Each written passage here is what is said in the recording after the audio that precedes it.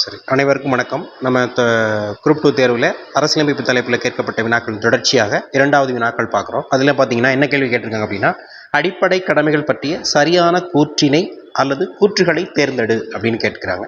சரி, இப்போ நம்ம அடிப்படை கடமைகள் அப்படின்னா, அப்போ கடமைகளை பற்றி ஒரு பகுதி சொல்லுது, அது சார்ந்த அனைத்து தகவலும் நம்ம தெரிஞ்சுக்கிட்டால் மட்டும்தான் தெளிவாக நம்ம சொல்ல முடியும். சரிங்களா? இப்போ நம்ம அது அடிப்படை கடமைகளை பற்றி ஒரு குறுகிய விளக்கம் நம்ம டக்குனு இதில் பார்த்தோம். என்ன பார்த்தீங்கன்னா, அரசியலமைப்பில் அடிப்படை கடமைகளை பற்றி சொல்லக்கூடிய பகுதி அப்படின்னு பார்த்தீங்கன்னாக்கா பகுதி 4A. சரி, எந்த சரத்து இதில் ஒரே ஒரு சரத்து தான் இருக்குது, 51 A. இப்போ கடமைகளை பற்றி சொல்லக்கூடிய பகுதி 4A எந்த சரத்து அப்படின்னா 51A. இது ஒரே ஒரு பிரிவு கொண்டது தான். சரி, இந்த 51Aல பார்த்தீங்க அப்படின்னா கிட்டத்தட்ட 10 கடமைகள் இருக்குது. 10 கடமைகளை வகைப்படுத்தியிருக்கிறாங்க. 42வது சட்ட திருத்தம் 1976ஆம் ஆண்டு இந்த அடிப்படை கடமைகள்ங்கிற பகுதி இந்திய அரசியலமைப்பில் புதிதாக சேர்க்கப்பட்டது. இப்போ அரசியலமைப்பு எழுதும் போதே தொடக்கத்தில் இல்லை, புதிதாக சேர்க்கப்பட்டது தான். சரி, இப்போ எத்தனை கடமைகள் இருக்குன்னா 11 கடமைகள் இருக்குது. முதல் 10 கடமைகளை சேர்த்த பிரதமர் யார் அப்படின்னா மரியாதைக்குரிய திருமதி இந்திரா காந்தி அம்மையார். 11வது கடமையாக சேர்த்தவங்க என்னன்னா நம்ம அடல் பிஹாரி வாஜ்பாய் அவர்கள். நம்ம சரி இந்த கேள்வியை பார்க்குறோம். முதல்ல என்ன கொடுக்குறாங்க அப்படின்னா, இந்தியாவின் இறையாண்மை, ஒற்றுமை மற்றும் ஒருமைப்பாட்டை பாதுகாப்பது இப்படின்னு சொல்லக்கூடிய பிரிவு அப்படின்னு பார்த்தீங்கன்னா 51Aல C.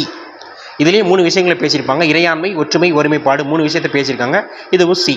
இப்போ இயற்கை சூழலை பாதுகாப்பது மற்றும் மேம்படுத்துவது இது இருக்கும். இதில் பார்த்தீங்கன்னா 51Aல ஜினா கார்டன், இயற்கை சூழல் அப்படின்னு பார்த்துக்கலாம். நம்முடைய பாரம்பரியங்களையும் பன்முக பண்பாட்டையும் பாதுகாப்பது இதை பற்றி சொல்லக்கூடியதுன்னா ஆர்டிக்கல் 51Aல F. தனியார் உடைமைகளை பாதுகாப்பது இது முற்றிலும் தவறானது. சரிங்களா?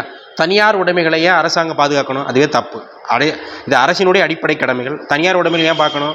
பொது சொத்தை பாதுகாப்பல், பொது சொத்தை பாதுகாத்தல் தான் சரி.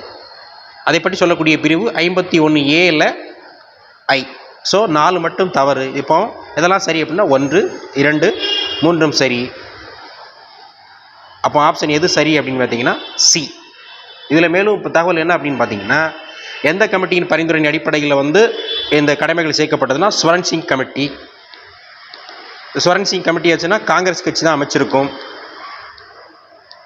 இது 8 கடமைகளை பரிந்துரைப்பார் ஸ்வரன் சிங் கமிட்டி. ஆனால் 5 கடமைகள் தான் ஏற்றுக்கொள்ளப்பட்டிருக்கும். மித்திய இந்திய அரசாங்கங்களே மிச்சமுள்ள கடமைகளை பட்டியலிட்டிருக்கும். 10 கடமைகள் இருக்கும். 11வது கடமையாக எது சேர்க்கப்பட்டது அப்படின்னு பார்த்தீங்கன்னா, 6 முதல் 14 வயதுப்பட்ட குழந்தைகளை படிக்க வைப்பது பெற்றோரின் கடமை அல்லது பாதுகாவலுடைய கடமை என்று சொல்லப்பட்டது.